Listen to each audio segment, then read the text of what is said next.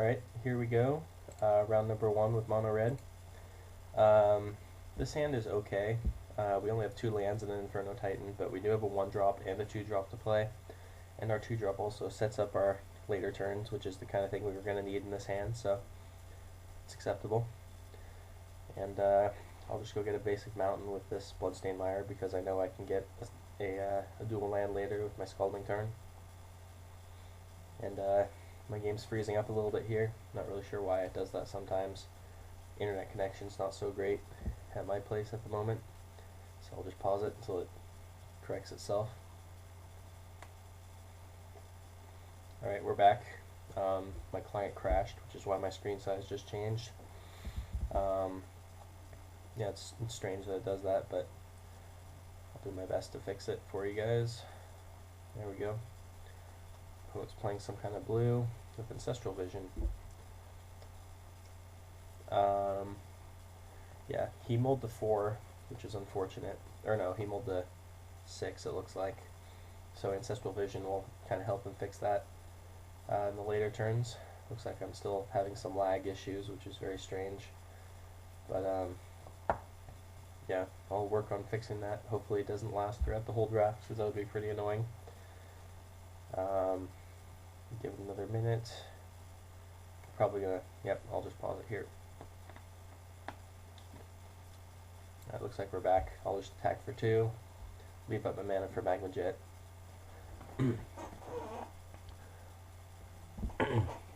Also don't want to crack my Scalding Tarn yet, because depending on if I draw like Prophetic Bolt or Bloodbraid Elf, I'm not sure which dual land I want to grab with it. So after this Magma Jet, we'll see what happens. Alright, Grave Robber doesn't really do anything against me, unless he is straight Reanimator, and then if it flips over, it can be very strong. But I plan on not letting that happen, because I'm just going to kill it now. Unless he has Force of Will, which is also fine. Alright, we get a Chain Lightning and a Mountain.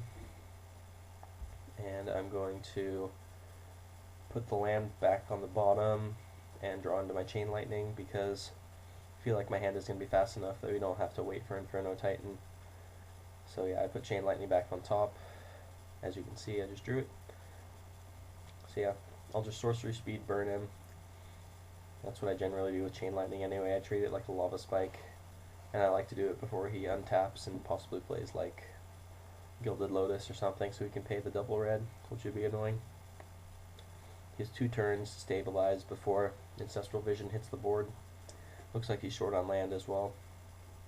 Alright, I could Lightning Bolt him in response to this Mind Twist, but I don't want to discard my Fire Blast because it's going to be very important to winning this game, because my hand is quite poor right now. Alright, well luckily we're drawing lands, so there's a chance that we might play our Titan this turn, or this game, but not very likely. My ideal draw right now would be Bloodbraid Elf into like Hellspark Elemental, which would just win me the game most likely. Alright, he plays a Signet, but doesn't have the land to back it up. Oh, Koth is also a very acceptable draw. So I'll get my Stomping Ground in case I do draw my Bloodbraid Elf. I'll just drop Koth and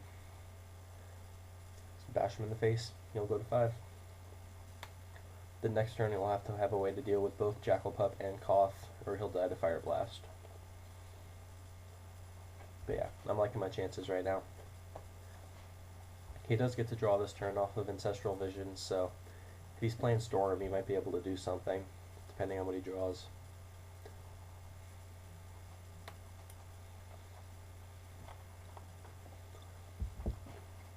And he's definitely weighing his options, because he is dead on board if he does nothing.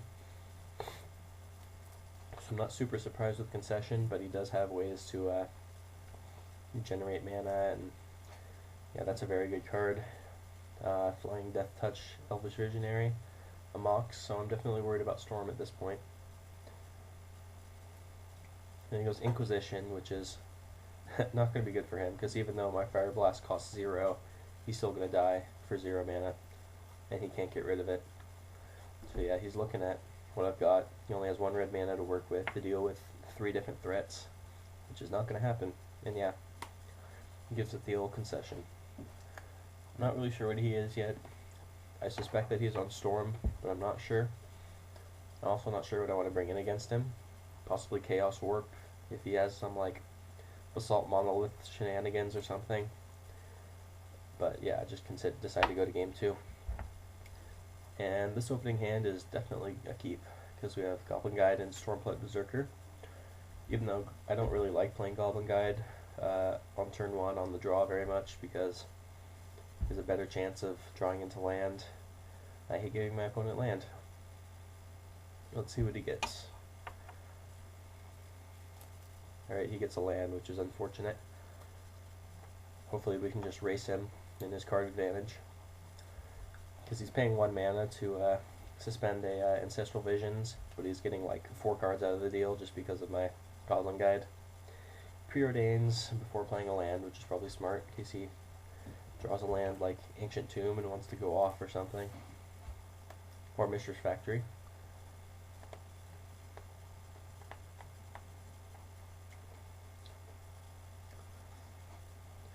Alright, so my plan, I probably should have played a land there. So I could have, oh, he gets a land. In case he activates his factory and tries to pump it. Yeah, that was a bit of a misplay, but my plan is still to Stormblood Berserker. Alright, I just get a basic mountain because my hand is good enough to stay mono red, and even if I draw Bloodbraid, I'm not too worried about getting it out because I have things to do on every turn. I just don't want to take the damage.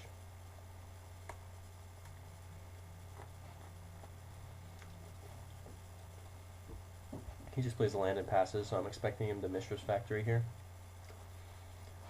And, yep, so I just decided to attack with both.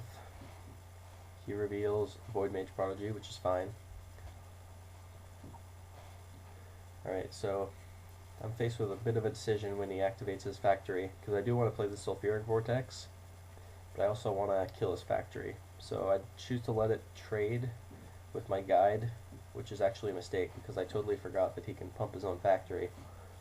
So I'm kind of forced to use my Incinerate here, which is kind of sad because it cost me 2 damage from the guide, but I'm still on path to play either Koth or Sulfuric Vortex the next turn, so I'm not super upset about what happened there. Next turn he gets to draw off his visions. I think he just plays the Prodigy, but he does not have enough to counter at the moment. He needs double blue. Oh, and he's gonna strip me of my Vortex anyway, so now I'm really hoping for a land to play my Koth.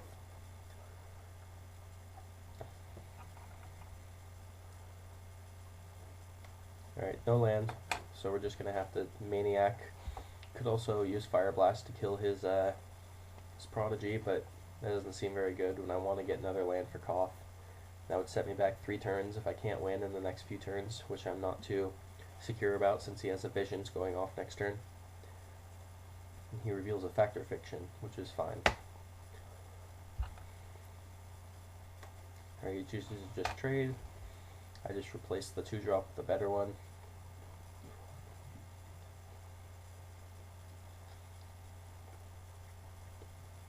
Alright, so yeah, he's going to draw a bunch of cards. So yeah, I wouldn't be surprised if he tries to go off with like Dark Rituals and whatnot now, but we'll definitely see. He just goes Skin Render, plays it safe, kills my Berserker.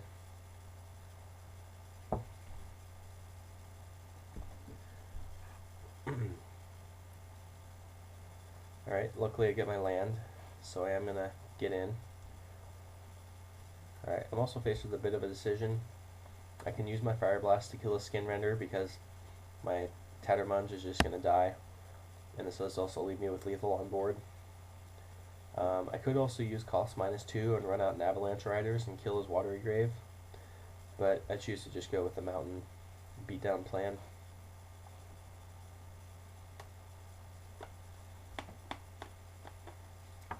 Conversely, I could use cost -2 next turn to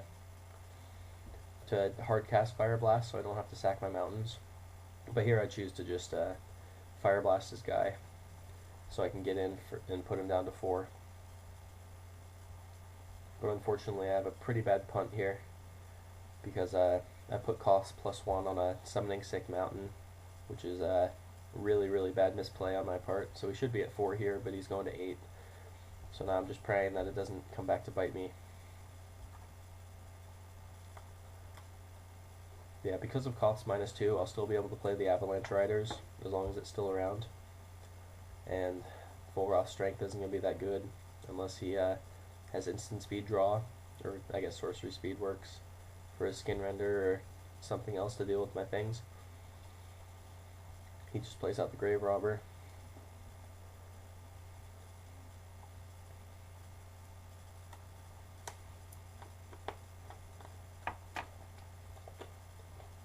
Alright, play a land. That doesn't really do anything right now. So I can cost -2 to Avalanche Riders and kill his Watery Grave if I wanted to.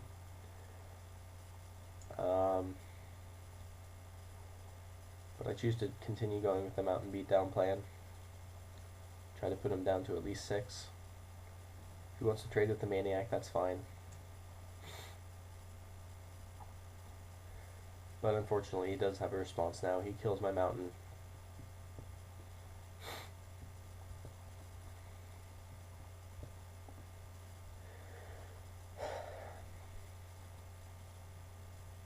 See what he chooses to do here.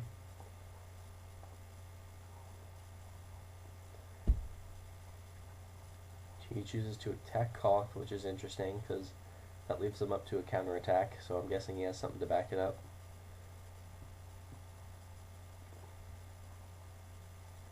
It's definitely something big, whatever it is. It's a Consecrated Sphinx. Alright, so now I'm kind of kicking myself for the misplay on the Koth earlier because I would have him down to 2 life right now and he'd be very dead to Ember Hauler. But yeah, my only option really is to -2, play an Avalanche Riders and attack him, and then just try to race his Consecrated Sphinx, which is going to be very tough to do because he's getting massive card advantage.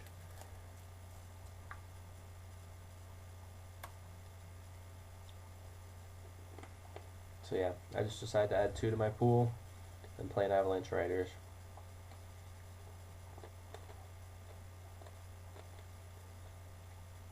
And I decided to pop his Watery Grave, or no, his Stronghold, so that he can't get anything back in case I manage to kill his Sphinx or anything like that. But yeah, putting him down to 4, so I should have him at lethal, unfortunately. Doesn't happen.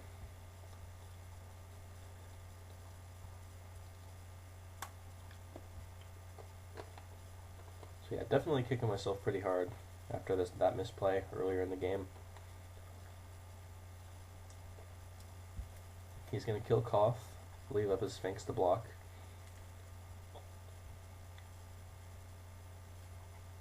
And play Talisman, which is going to outrace me very quickly. And I'm not going to pay the Echo cost because I cannot. And yeah, I'm pretty much done after all his card advantage and whatnot. There's really nothing I can do. But I keep on trucking anyway. So I had to hold up Ember Hauler. And there's another hideous misplay. I did see Force Spike earlier in the cube, but I didn't play my land to play around it, so I'm pretty pissed off at myself after that. But after that game, I'm thinking about siding in possibly Chaos Warp or Price of Progress. I do bring in the Chaos Warp just to get rid of his Sphinx or anything else that might give me trouble. And to take out, I don't really want to take any of my early creatures, so I take either the Ruin Blast or the Avalanche Riders, I'm thinking, because you know, they don't really do a whole lot unless they get really good value out of the Destroy land, so just go on to game 3.